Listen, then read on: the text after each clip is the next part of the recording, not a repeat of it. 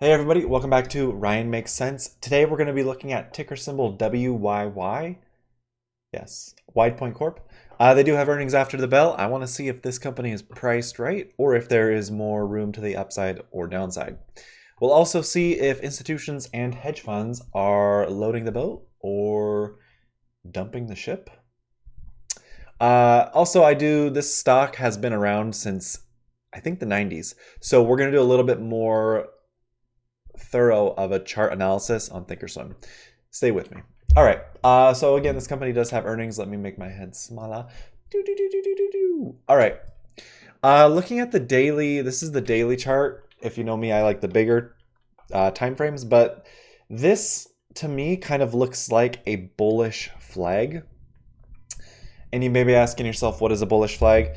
So essentially we have our flag pole here, this black line that I just drew, and then we have our flag, which would be from here to here, and it goes something like this. I'm not a big fan of FinViz's chart tools, but it makes a flag, and then what happens, there's some consolidation, it moves up.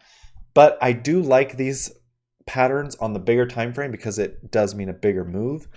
And I mean, I'm not a daily chart person.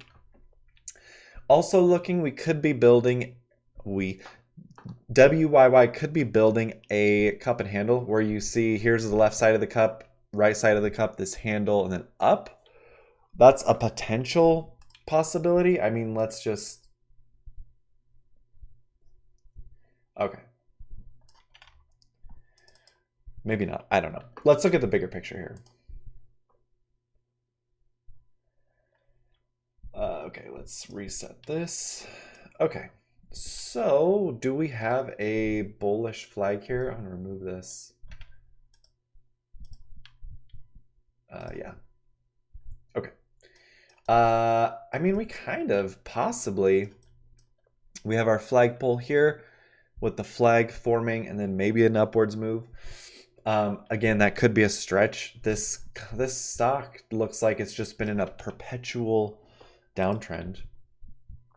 Again, the stock used to be $24, $32, $54, 60. Okay, it used to be hundreds of dollars.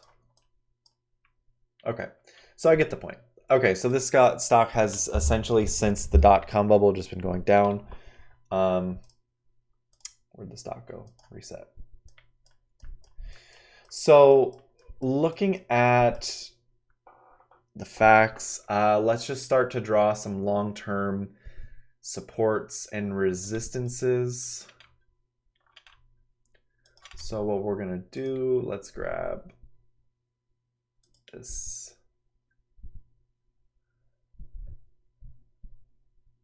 Okay. So the stock has essentially never broken above and closed at this price. It's getting to an apex. Essentially what that means is the stock is going to come to meet the support or the resistance, and it's going to have to make a move up or down. I think our lowest we could go that the stock has ever been is 70 cents. So I will remove this.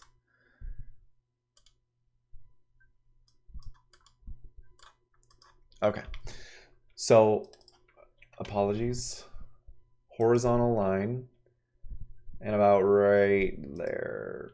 Okay, so there's still quite a bit of time for this stock to dilly-dally, and then I think we may see a come up or a come down depending on what's going to happen. All right, so looking at the relative strength, it's at 47. It looks like it attempted to continue going up, but it failed. Or not failed, but it's taken a break. Momentum, honestly, I think it's going down right now, so potentially more downside. Money flow actually kind of looks like it's going up. Relative momentum, you can see that it's actually kind of ticking up right here. So a little bit of mixed messages. This stock makes This company makes $101 million a year, but they lose $11 million. They do have adequate cash on hand. Long-term debt and current debt is not that bad. It looks like they are slowly addressing their debt. Sales, it looks like 2020 was a great year, but it's kind of faltered and maybe it's making a reversal back.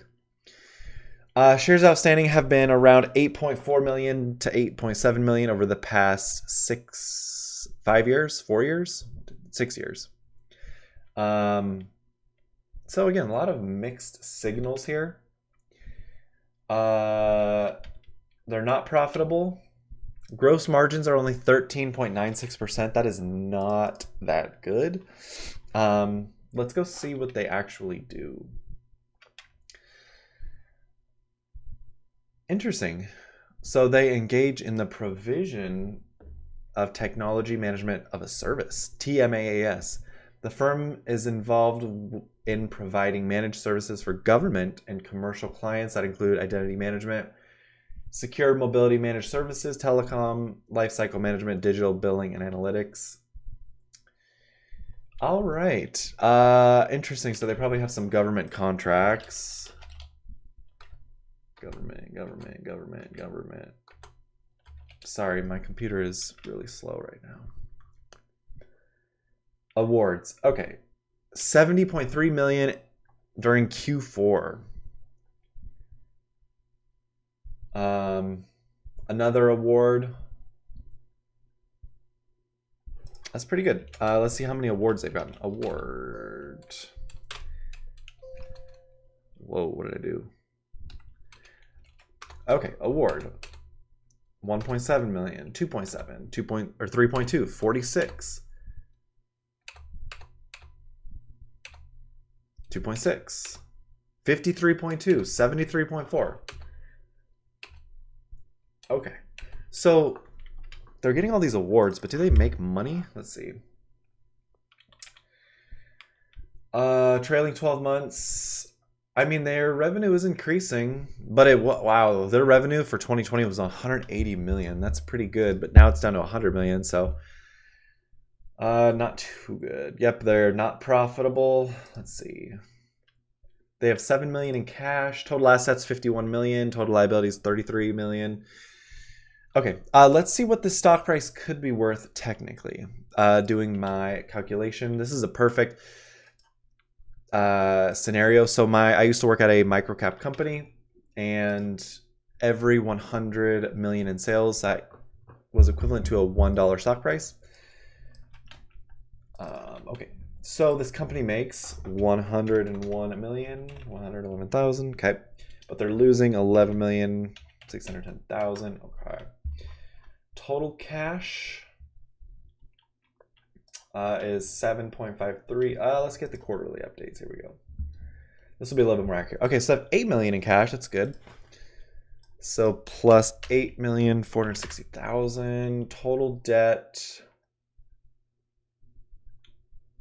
Long-term debt. Okay, minus 4.3 million.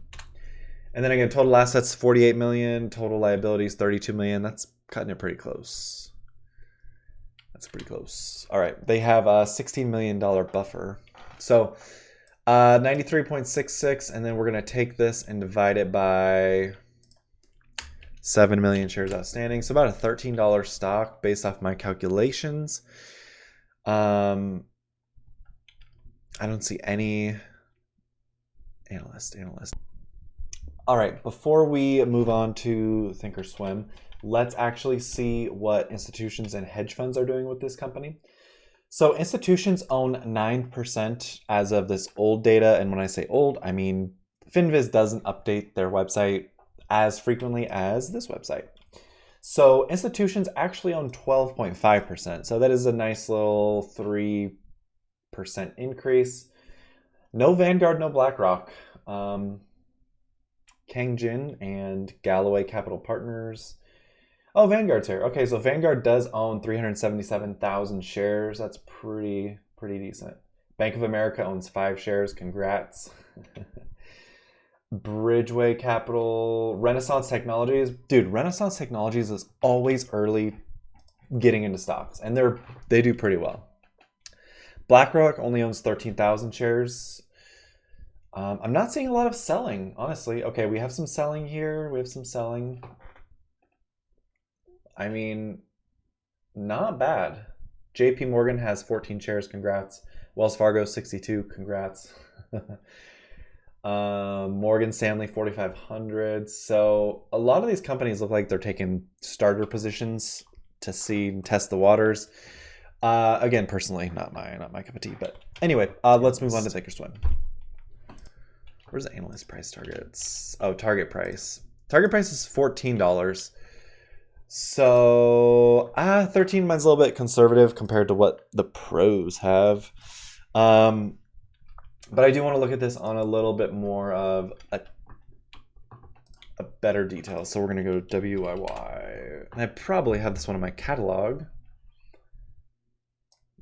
Not really. Okay, so what I'm going to do here, I want to see what this momentum looks like on the monthly and the yearly. So just give me a moment. This is going to be not ad study, load study.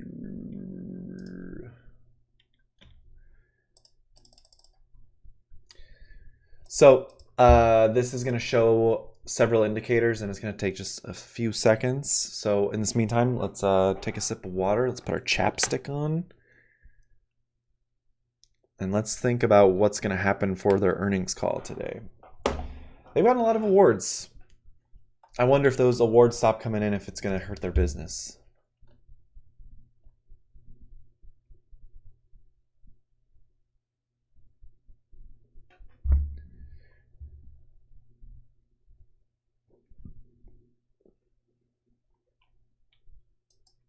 Still loading.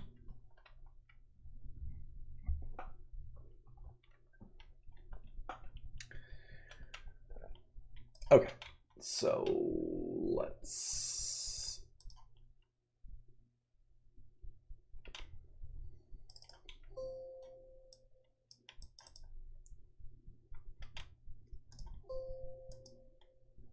All right, we are good to go. Monthly momentum actually looks like it's curling down. We can see this here. Again, I think we wanted to buy right in here and then sell over here. Let's see.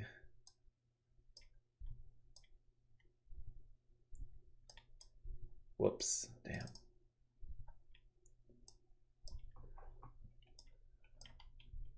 Apologies.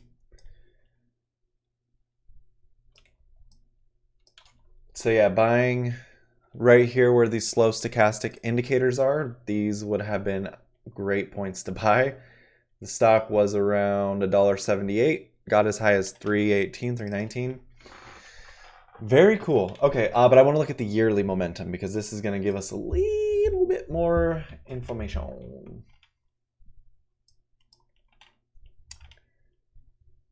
Okay, we can see the momentum's not very... There's not a clear indicator here. Like you can see just garbage, downtrend, uptrend. Nope, just garbage, uptrend, garbage, uptrend. So not a great indicator at the moment, but yeah, I don't know if I would want to particularly get into this one right now, just based off of a lot of room between our apex here. And again, the apex is going to be where, right here. When the stock has to make a decision right there, up or down, that's where I want to be in if the stock is, you know, performing.